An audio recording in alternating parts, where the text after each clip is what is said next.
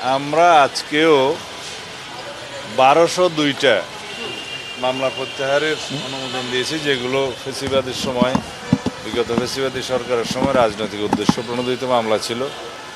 এগুলো প্রত্যাহারের জন্য আজকে অনুমোদন দেওয়া হয়েছে। এর আগে আমি এখানে আসার পরে 1006টা মনে হয় অনুমোদন দিয়েছিলাম।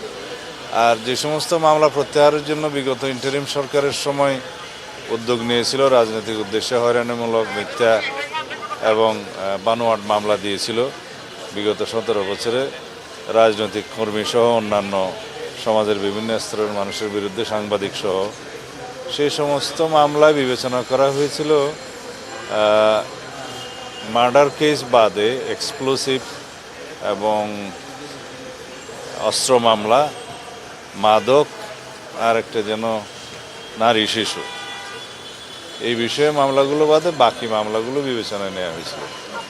কিন্তু আমার বিরুদ্ধে বহু মার্ডার কেস দেওয়া হয়েছে, বিস্ফোরক তো আছেই, অস্ত্র মামলা আছে, রাজনৈতিক উদ্দেশ্যে এরকম মামলা দেয়া হয়েছে। এগুলো সত্যিকারভাবে যেগুলো রাজনৈতিক উদ্দেশ্যে দেয়া, এগুলো যাচাই বাছাই করে পুনরায় রাজনৈতিক মামলাগুলো প্রত্যাহারের বিষয়ে আমরা আর একটা উদ্যোগ নিচ্ছি, এবং এটা যাতে কোনো অপব্যবহার না হয় সেজন্য যথেষ্ট সতর্কতা অবলম্বন করার জন্য কি করা যায়, কিভাবে যাচাই বাছাই কমিটি করা যায়, সেগুলো চিন্তা করছি। এটা আজকে কালকের মধ্যে সিদ্ধান্ত হবে।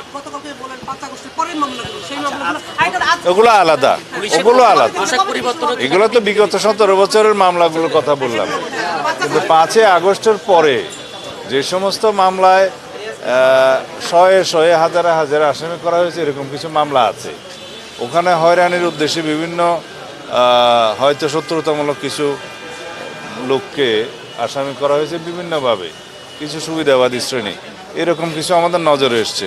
এগুলো যাচাই বাছাই করে আমরা ফাইন্ড আউট করবো, একটা বিহিত ব্যবস্থা করতে হবে। কারণ আইনের শাসন প্রতিষ্ঠা করতে হবে, আর মামলাবাজির মধ্য দিয়ে যদি কারো হয়রানি হয় তো সেটা আইনের শাসন হলো না।